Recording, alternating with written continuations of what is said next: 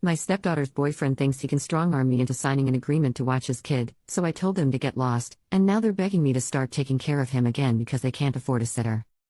I did a work program with the local clerk of court's office when I was in high school. They hired me when I graduated, and I had my 30 service years before I turned 50. With 30 service years you can get your full pension at any age. I worked until my first grandchild was born, then I retired to be grandma daycare.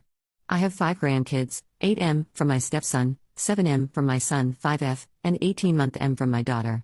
I babysat all of them with no issues or complaints. I still keep the 18-month-old Monday through Friday and the older ones during the summer and school holidays. My stepdaughter and her boyfriend has been non-stop drama since before the baby was born. When she was 10 weeks pregnant they presented a 3-page list of rules for when I was babysitting. They said if I didn't sign it, they wouldn't allow me to babysit. I said that I understood their need to do what was best for their baby and I assured them that there would be no hurt feelings on my end when they made other childcare arrangements.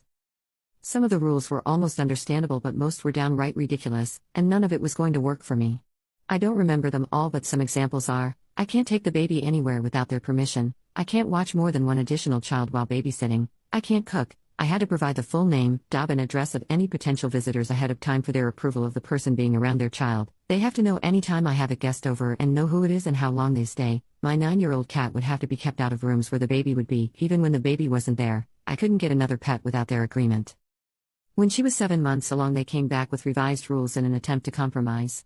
I again let them know that their expectations were not going to fit with my life and they should just find other childcare. 2 days after my stepdaughter went back to work, she called and asked if I could keep Cullen the next day. I agreed but made it clear that I was going to provide safe, appropriate care according to my judgment and I wasn't going to deal with complaints or whatever that I was violating their rules because I wanted it very clear that I was not agreeing to any of that. My stepdaughter was okay on the days she picked Cullen up and dropped him off. I felt like she was interrogating me every time she picked him up but it was tolerable. But her boyfriend was downright rude. I got to the point where I actually spent Sunday dreading the start of the week because of dealing with both of them but especially his behavior. At the minimum he'd pick up Cullen, make a big deal of partially undressing him, make at least one snide comment about my cat or if I had any grandchild over besides the 18-month-old or if I had cooked or whatever. Then he'd say, I guess we don't have any choice but to put up with this for now. Or I guess you are happy that you won. This went on for 4 months. I spoke to my stepdaughter several times about it and told her that obviously, they were very unhappy with how I cared for Cullen and that they should really work on finding something else, and that in the meantime he needed to be less vocal about it. It would get better for a day or two and then he'd start again. It all came to a head as Thanksgiving was approaching. He was very verbal about the fact that he didn't want me to keep all my grandchildren over the break. I made it very clear that there would be a couple of days that I had all of them and that they needed to make other arrangements if they had a problem.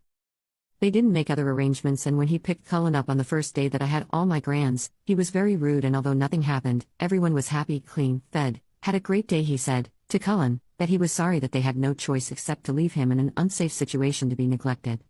I called my stepdaughter that night, relayed to her what was said and told her that she had 2 weeks to make other arrangements and that she needed to drop off and pick up Cullen during those 2 weeks and if her boyfriend came to drop him off I would refuse to keep him and if he picked him up I would not keep him again.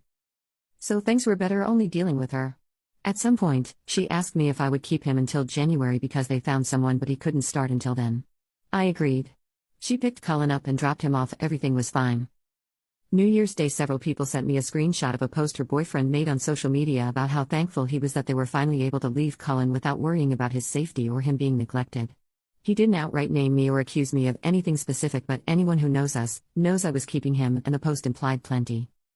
I was just happy that it was over. Friday she called me and said that their new childcare provider had told her that Cullen wasn't a good fit and that she couldn't bring him back Monday. She asked if I would start keeping him again. I told her that I was sorry for their situation but I really don't feel comfortable keeping him. My husband and stepson both think I should watch Cullen under the agreement that Amanda drop him off and pick him up because they think her boyfriend is the big problem and that I should just do it for Cullen's sake. My stepson also commented that I'd probably be more willing to let it go if it had been a conflict with my daughter's husband. My pension is about $4,000 per month plus continuation of my health insurance. That's about 40% of our take-home income if that matters. Am I a jerk for refusing to start watching Cullen again? Update. First let me just address the common suggestion that Amanda's boyfriend is purposely sabotaging their childcare to trap her at home. They make roughly the same amount of money and definitely can't afford to lose half their income. I seriously doubt he wants her to stay home. Second, I would never tell my stepson to find someone else to watch his child because of a simple difference of opinion. My grandson and I have a very close bond. He's the oldest, and it would break my heart and his if he didn't come spend his holidays and summers with me. Plus, he's a huge help with the little ones when I have them all and things get hectic. I would never be so petty as to make him, and all my other grandchildren, suffer because of an adult disagreement. So I sort of asked around about why they were dropped by their new sitters so quickly. Apparently they weren't. Amanda picked Cullen up and dropped him off both days he went, and everything was lovely. He did cry quite a bit, but they expected that to get better as he adjusted to not being held as much. My husband and stepson talked to Amanda, and she said that they realized that they can't afford daycare. They already made the easy changes, packing a lunch, giving up fancy coffee, etc., and his dad and her mom are both giving them about $100 per month towards childcare, and they can barely afford it, but they didn't realize that you have to send everything the baby needs. I buy diapers, wipes, formula, bottles, extra clothes, etc. They just handed me the baby. They didn't realize that daycare didn't cover all that. Also, imagine her boyfriend's surprise when he found out what the staffing rates are in this very expensive daycare. One adult cares for 5 infants. I guess he thought that someone would provide one-on-one care, diapers, wipes, and formula for $350 per week. My stepson relayed their almost apology. They felt overwhelmed by an infant and couldn't imagine that someone else could manage that plus other things. Cullen is going back to daycare tomorrow.